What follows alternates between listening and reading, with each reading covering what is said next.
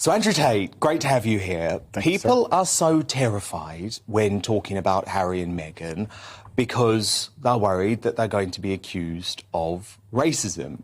You're clearly not worried about that. No, I'm not worried about that. I refuse to live in an absolute fantasy, and people are dodging around the true issue. I'm a person of color myself, but I don't think that's why I'm inspired to speak the truth. The fact that racism is being used as a justification for the fact that she isn't liked by the majority of people is a cop-out. It's not the case.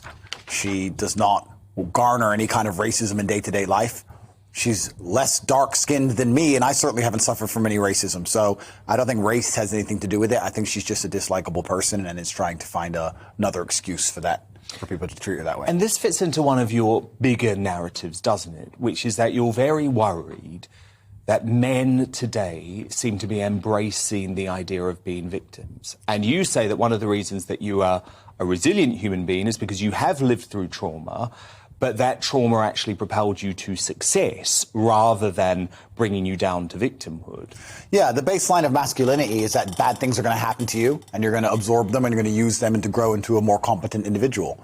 If you look at what society expects of men and what even females expect of men, they expect a man of competence. And for you to be competent, you have to have lived through some things. To be good at being a man, you have to have had a hard life. If you look at any superhero, his life was hard. This is the reality of it.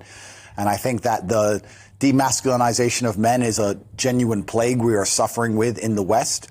And Harry, in many ways, he's ended up a beacon for that, you know. So you think he has been emasculated by Meghan? To a degree, certainly. He certainly lost a lot of the respect of the people and the people who were fans of the royal family. They've certainly lost a lot of their respect, and Meghan has something to do with that. It's certainly the way she talks about the royal family as a whole, the way she talks to him and about him.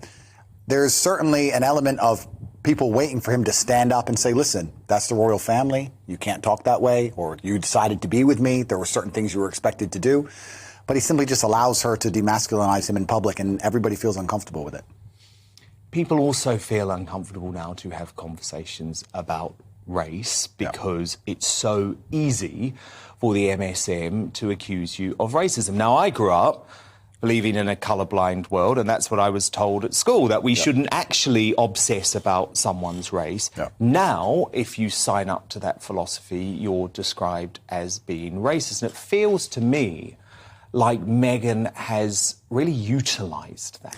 Well, there are certain buzzwords. There are certain words you can hide behind in modern society which people are not allowed to challenge, and it allows you to have ideas inside of a vacuum where you can develop these narratives that are never directly contested.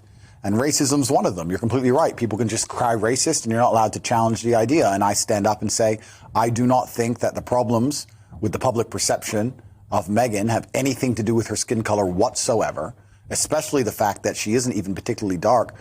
I find it very strange that a lot of the people who are standing up for her, I've seen many liberals, black liberals from all around the world who are standing up for her saying the race card, the race card.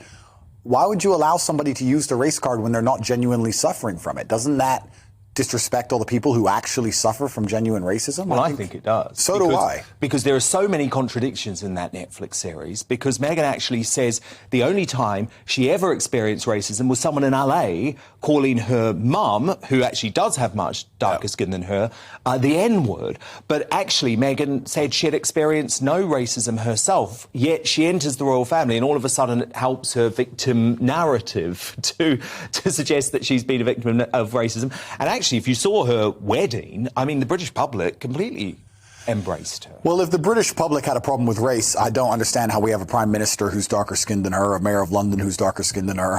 It doesn't even make sense on any level. I would state that England is one of the least racist nations on the planet.